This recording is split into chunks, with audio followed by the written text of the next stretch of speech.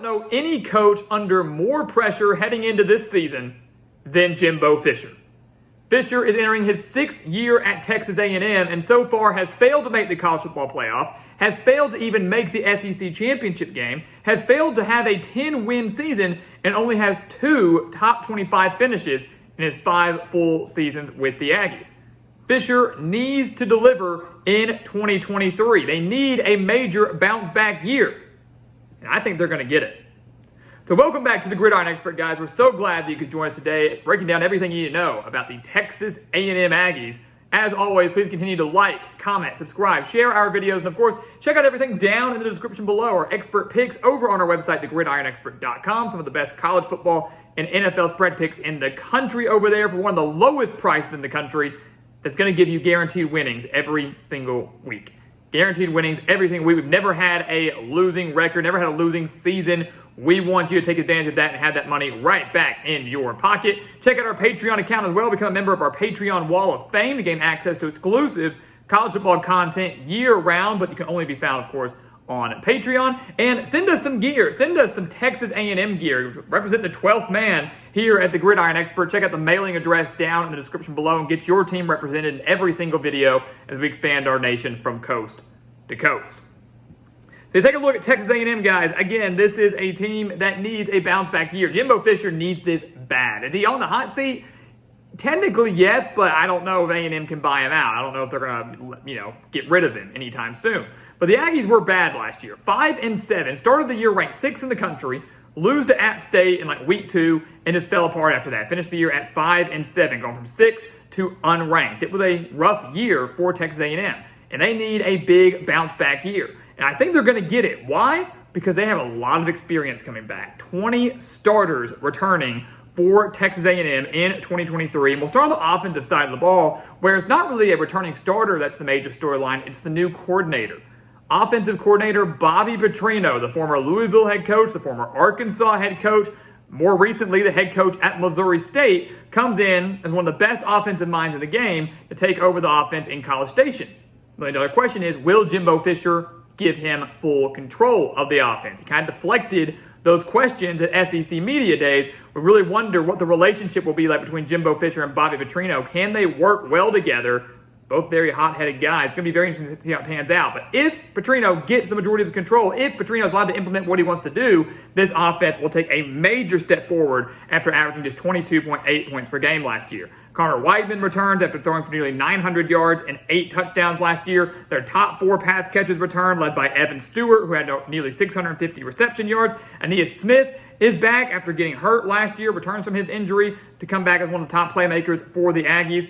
This Texas A&M team as a whole, guys, is very, very solid from top to bottom. The only question mark is who's the running back going to be and how great is the run game going to be with Devin A-Chain gone. You've got Le'Veon Moss, you've got Amari Daniels. Those 2 guys, though, only combined for 314 yards last year. So that's the only question mark, really, offensively. Defensively, A&M thinks it's going to be pretty solid. 10 starters back on that side of the ball, giving up just 21.2 points per game last year. Only 156 passing yards per game. That secondary was phenomenal. Their weakness was stopping the run. The Aggies gave up 209 rushing yards per game, but they now return 6 of their top 7 tacklers from last year, led by Damani Richardson at safety. They add Tony Grimes in at the cornerback position from North Carolina, 29 starts with the Tar Heels. So the secondary was great last year, going to be great again with the defensive line bolstered up as well. The numbers should improve drastically for the Aggies, and this is a team that could easily go from 5 wins all the way to maybe 9 or 10 and be an SEC West title contender.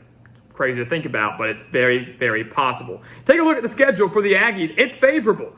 Really, it is. I mean, they get Alabama at home. You get Mississippi State at home. You have Auburn at home. I mean, you have a couple tough road games in there, sure, like at Tennessee, at Ole Miss, at LSU, but A&M can work with this. Jimbo Fisher can work with this. I think they opened the year 1-0, win over New Mexico, no issues there. And I do think they go on the road and beat Miami in week 2. It's one of the more intriguing week 2 games, which is going to be a massive weekend for college football.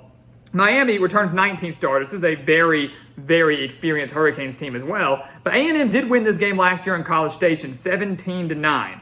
Probably should have lost it. A&M was outgained by 128 yards in the game. They allowed 175 rushing yards, and Miami really beat themselves. They missed a field goal, they were settled for a field goal at the Texas A&M 10. They muffed a punt. that led to a Texas A&M touchdown. They had 2 missed field goals later on in the game. They had to settle for a field goal from the A&M 4-yard line and the 16-yard line. I mean, it's just they couldn't score in the red zone. Credit to the A&M defense for preventing that. So Miami probably should have won. Shoulda, woulda, coulda. You look at this year now, very, very experienced, but there's really no home field advantage here. Miami doesn't really have a home field and a home crowd that people fear. A&M has certainly played in much worse and has won in much worse. And I look at this team, I think they're better coached. I think A&M is better coached. I love the offense. I give A&M the offensive edge in this game if, of course, the defense can stop the Miami run game. But overall, I think in every aspect, A&M is the better team here, and that will show in week 2. They get a win over Miami. They beat ULM. They're 3-0. Then you get into conference play. I think they take easy care of Auburn. Everybody wants to hype up Auburn because of the addition of Hugh Freeze, and that's huge for this program. I think Auburn will slowly start to get back to that relevancy after a couple of down years these last few seasons. But I just don't think A&M is going to lose in College Station to an Auburn team that has major questions offensively and is dealing with a new coach and new schemes. Do we really think that Robbie Ashford's going to come in here and torch A&M in College Station, this secondary? I don't think so. I just don't see it happening. Yes, we know A&M lost last year 13-10 at Auburn. We also know that the home team has been 1-8 in the series from 2012 to 2020, but the home team has won the last 2 games. So A&M won here 2 years ago. Auburn won last year on the Plains. I just, again, think that A&M across the board is too good. Home field advantage plays too big of a role here. The secondary is going to be solid against whoever starts at quarterback for Auburn. They have major questions there. That defense up front slows down the Auburn rushing game. Bobby Petrino exploits the Auburn secondary. It's game over. So A&M, guys, starts 4-0 for the first time since 2016, and then they head into the Great Southwest Classic against Arkansas, which typically it is a classic. Last year was no exception. A&M lost to Arkansas 2 years ago, looked like they were supposed to lose again last year, and then that 97-yard fumble recovery, Arkansas fumbling at the goal line, A&M taking it to the house right before halftime. That not only changed the course of that entire game, helping lead to a 23-21 A&M victory, but it changed the course of Arkansas season. A&M didn't really take that as momentum and build off of it, but Arkansas, it crushed them. The Razorbacks could not recover the rest of the year following that one play and that one heartbreaking loss. A&M, they own Arkansas. They've won 10 of the last 11 against the Razorbacks, and now you've got an interesting matchup here with Bobby Petrino, the former Razorback coach, leading the A&M offense. And if you look back at last year, Petrino was the head coach of Missouri State, who nearly beat Arkansas in Fayetteville last year. The Bears leading by 17 points before Arkansas woke up in the fourth quarter and ended up winning by 11. I like A&M in this game a lot. I don't have too much faith in the Arkansas defense. They'll be better than they were last year. I do think that. I think we're in for another close game, but I think this offense for A&M is too much for the Arkansas defense to handle. I think the A&M defense is really, really stingy. They're going to bottle up KJ Jefferson. They're going to bottle up Rocket Sanders. And A&M makes it 11 of the last 12 games against Arkansas. They will win. The Aggies are 5-0 heading into the home game against Alabama. They're probably a top 10 team in the country at this point. Alabama should be a top 10 team in the country at this point. And we're going to be in for a thriller. Jimbo Fisher versus Nick Saban. Last 2 games have been phenomenal. A&M winning the last time here in College Station 2 years ago on a game-winning field goal. Last year, the game coming down to the very final play in Tuscaloosa. The Aggies throwing an incomplete pass from the 2-yard line. They were on the 2-yard line, couldn't get in the end zone. Alabama escaped without Bryce Young, escaped with a 24-20 victory. But now, you look at Alabama this year. Great team. Defensively, phenomenal. Quarterback position, major questions. Got a new coordinator in Tommy Rees. Is it going to be Tyler Buchner, who came from Notre Dame with him? Is it going to be Jalen Milroe, who started the game against A&M last year and did not play well at all, which is a turnover machine? Is it going to be Ty Simpson? More than likely not, but he's still in the running.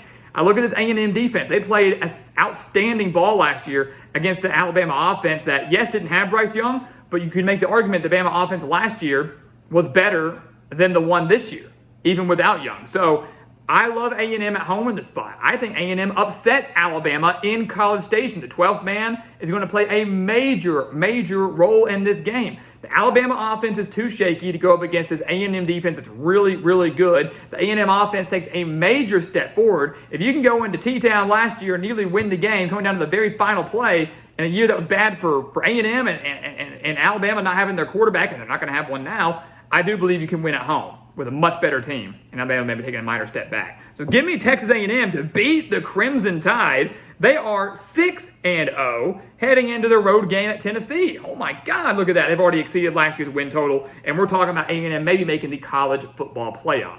Problem is, things get a lot tougher after that. Road games still remain at Tennessee, at Ole Miss, at LSU. South Carolina certainly no slouch either. On the road at Tennessee, I think A&M takes their first loss. I think this is a bad spot for the Aggies, right? They've played back-to-back physical games against Arkansas and Alabama. You go on the road to Tennessee and Knoxville, which is a very difficult place to play. You're right before the bye week. You're ready for that week of rest, but you've also got the Alabama hangover. You're either down on yourself if A&M were to lose. We don't think they will, but if they lose, you get that hangover. If you win, you're riding the high. It's a prime trap game, prime letdown game, and I think it catches A&M because Tennessee's no slouch, guys. One of the better quarterbacks in the conference, and Joe Milton with the arguably strongest arm in all of college football. That run game for Tennessee is electric with Jalen Wright and Jabari Small. If A&M hasn't fixed their rushing defense, they're going to run all over the Aggies. And under Josh Heupel, these Volunteers are tough at Neyland Stadium. It's been tough historically, period, but lately even tougher. We saw it last year when the Volunteers took down Alabama. I think they get another massive win over a top 10 team against Texas A&M. The Aggies take their first loss of the year. They're 6-1. Come out of the bye week. I think they beat South Carolina. They lost to the Gamecocks by 6 last year, 30-24. Just really got off to a really poor start at Williams-Brice Stadium. But now, back at home, off the week of rest. South Carolina's a good team, no doubt about it. But A&M, historically, has owned the Gamecocks, won 8 straight games prior to last year's loss. I think that secondary shuts down Spencer Rattler. Carolina's question mark offensively outside the passing game isn't running back. They don't really have a true running back that's going to scare a whole lot of people. So I'm not too worried about Carolina putting up too many points on this defense. Home field advantage, well-rested, A&M wins. Go on the road to Ole Miss. Another trap game here, right? Ole Miss is one of those teams that's good, but are they like legitimate SEC title contender good? I don't think they're to that point, but I think offensively, they're going to be one of the toughest tests that A&M has faced all year long. If you look at the schedule up until this point, Tennessee arguably would be the toughest offense they faced before the bye week. You can make a case. Arkansas could be in there as well, but Tennessee probably, Ole Miss will be right behind them to this point. The game's in Oxford. I like the Rebels here. I think Quinshon Judkins is phenomenal at running back. And again, that A&M rushing defense is going to improve. They're not going to allow 209 rushing yards per game, but even if they improve by 50 yards per game, that's still giving up nearly 160 yards per game, which isn't all that great. Judkins has a big day on the ground for the Rebels. They've got a veteran quarterback, whether it's Jackson Dart or Spencer Sanders. They've got home field advantage on their side. I really, really like Lane Kiffin and his squad in this game. Last year, A&M only lost by 3 to the Rebels. It was close. It was very close. But I think Ole Miss pulls out another close one-possession victory. A&M drops their second game of the year. With that, they're eliminated from college football playoff contention. They're not getting in as a 2-loss team. And probably eliminated from SEC title contention as well, because now they've got 2 losses. They haven't even played LSU yet. Alabama would have to lose two games. One of them would be A&M, would have to lose another game for A&M to still own that tiebreaker. It's going to be a tough spot. Still only 2 losses. They bounced back. They beat Mississippi State. Nothing much to talk about there. They lost 42-24 last year to the Bulldogs. They've actually lost 3 of the last 5 to Mississippi State, which is intriguing. But the Bulldogs dealing with a brand new head coach in Zach Arnett. They've got the game at home. It's going to be a different flow for Mississippi State as it's been in recent years. In the last few years, when A&M has lost to the Bulldogs, they've been reeling a little bit. They haven't been as good of a team as we expect them to be this year. Mississippi State has been. This year it's kind of the opposite. A&M is supposed to be good. Mississippi State, not so much. They get the win over the Bulldogs. They beat Abilene Christian. And I do think they close out the year they lost at LSU. I know they beat the Tigers last year 38-23 to close out the year, clinch that 5th win, and ruin the slim chance that LSU had of making the college football playoff. The Tigers were number 6 in the country at the time. That A&M team that we saw in the season finale last year was the one that we kind of hoped we had seen all year long, but the one that we're expecting to see this year. They were balanced on offense, 274 rushing yards, 429 on the day. The defense was phenomenal, shutting down that LSU offense. But now the game is in Death Valley, more likely at night, on senior day, against a Tigers team that definitely will be in the SEC title hunt, maybe the college football playoff hunt. And revenge is going to be on their mind, knowing that, hey, if we beat A&M, we could have still had a shot at the college football playoff, but all those hopes were dashed and we lost by 15. They're not going to allow that to happen again. Brian Kelly's not going to allow that to happen again, especially not in Death Valley. It's a close game, relatively, but I think LSU wins this game by at least 10 points. The Tigers are loaded from top to bottom this year. And with that, Texas A&M finishes the year at 9-3. Some would say that's so disappointing. Is it? Is it? You, under Jimbo Fisher, entering year 6, have never had a 10-win season. You win a decent, good, you're going to go to a good bowl game. You win your bowl game, you finally clinch a 10-win season.